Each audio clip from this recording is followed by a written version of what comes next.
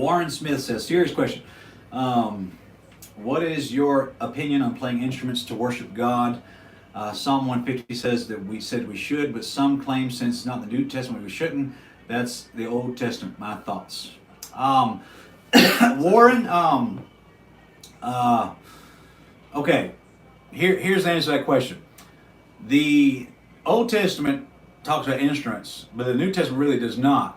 And the Church of Christ people say that instruments should not be used in the local New Testament church because they're not in the New Testament. The funny thing is, okay, by that logic, the person who told me that the very first time was a Church of Christ preacher, and we were sitting on an airplane together. And I said, well, you do realize you're in an airplane, and airplanes weren't in the New Testament. He goes, well, no, that's not what, no, that's not. I said, well, yeah, I mean, by your logic, I'm just using your logic and applying a different situation.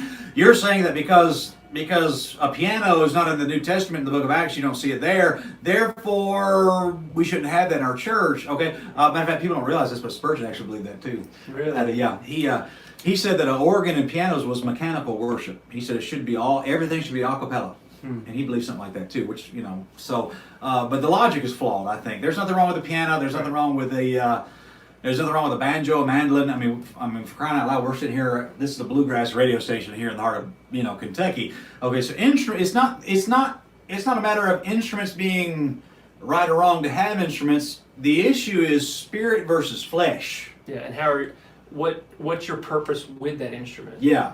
Are you playing to please a crowd? Right. To please Jesus, or to please a person? Right. Yeah. It's the same thing. It's the tools, arguments. It's not, this pen didn't make me write sloppy. Right. Type thing. Yeah. So an instrument doesn't, an instrument itself does not determine spirituality. Right, sure. Well, when I lived in Missouri years ago, there was a big flyer up that said bluegrass concert at the local library. Okay, so I said, praise, cool, yeah. We had just bought a mandolin. I was trying to learn the mandolin. We went down there, and man, they start out with a religious song. They start singing, "And he reached down his hand for me," and I thought, this is awesome. That banjo, mandolin, and guitar all together working real beautiful, beautiful. And then the next song they sang was about liquor. I like to get drunk with whiskey and beer. I like to get wine and get my cheer. And I was like, what in the world is wrong with these people? Okay, so it's not really an issue of music. It's not even an issue of the instruments. It's about, is it fleshly or is it spiritual? You can have the right instruments and still be fleshly. I'd say there is some instruments that are just designed to be fleshly, okay? Right. Like, it's going to be hard to put a wah pedal on an electric guitar and have that spiritual, right.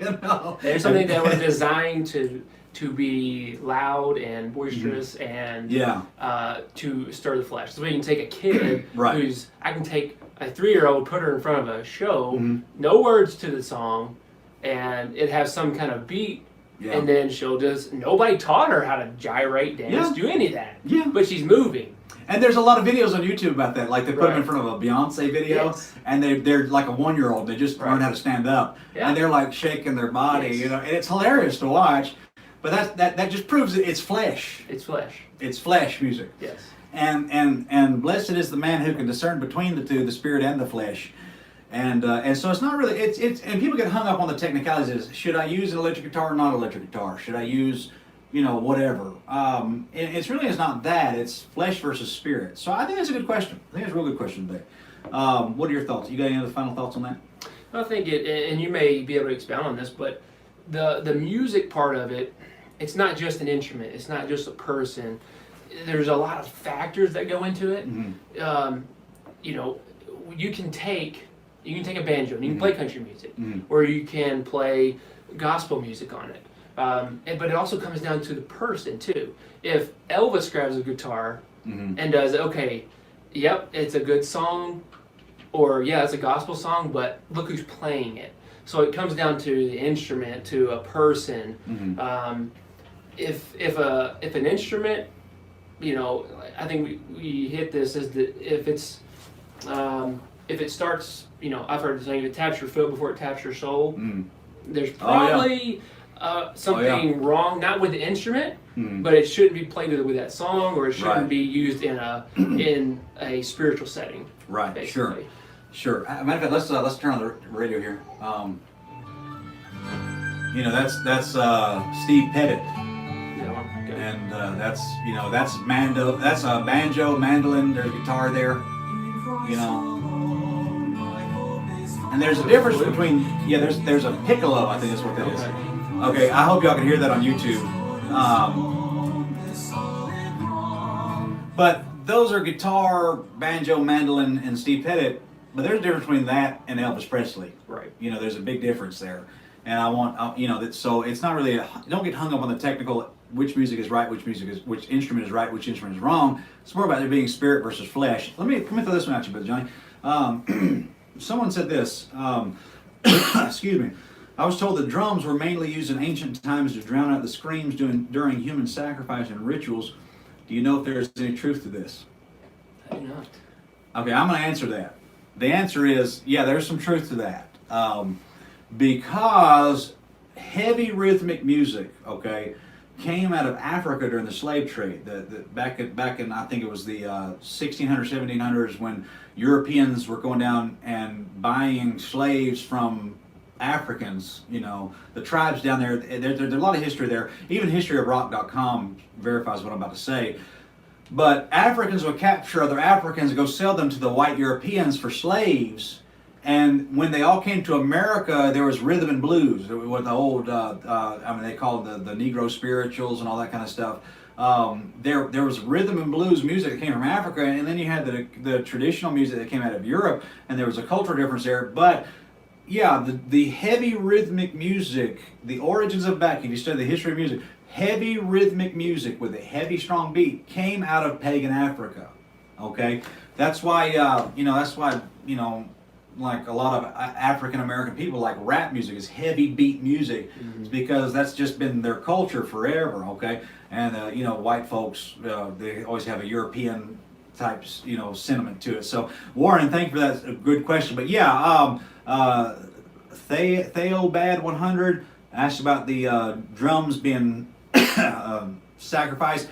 Yeah, there is some truth to that. Maybe not exactly, but there's a lot of truth that heavy rhythmic music with a heavy drum beat came out of Africa, and largely, if you study the history of American music, it was anathema to white conservative Christian Americans for a long time until Elvis Presley started singing it. Okay, and then all of a sudden white people accepted it, and that's just an interesting bit of American history there, which is actually covered in my book. Plug here, Calling Evil Good, live Christian rock and roll, available on Amazon. We'll put a link on our channel. Go check that out. So people think I'm a charlatan with my book. If you saw how much money I made on my book, you'd laugh. And so I don't do it for money. I do it because I want to try to be a blessing to folks. So let's see here. Good. Here's one more. Let's do one more. You got one more for you? How much time you got? I don't know what time it is.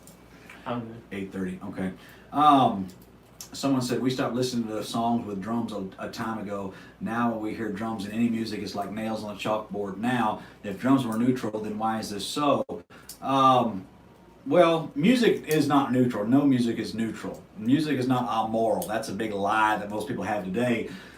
Music is amoral, and that's just not how music works. Okay, but music that is heavy emphasis on the rhythm over the melody and harmony is very easily considered fleshly. Okay, and that's the problem with all that kind of stuff today. And that's why, like if a guy listens to rap music and he's got a system, what's the first thing you hear? The bass. The bass. Mm-hmm. You hear the rhythm. Okay.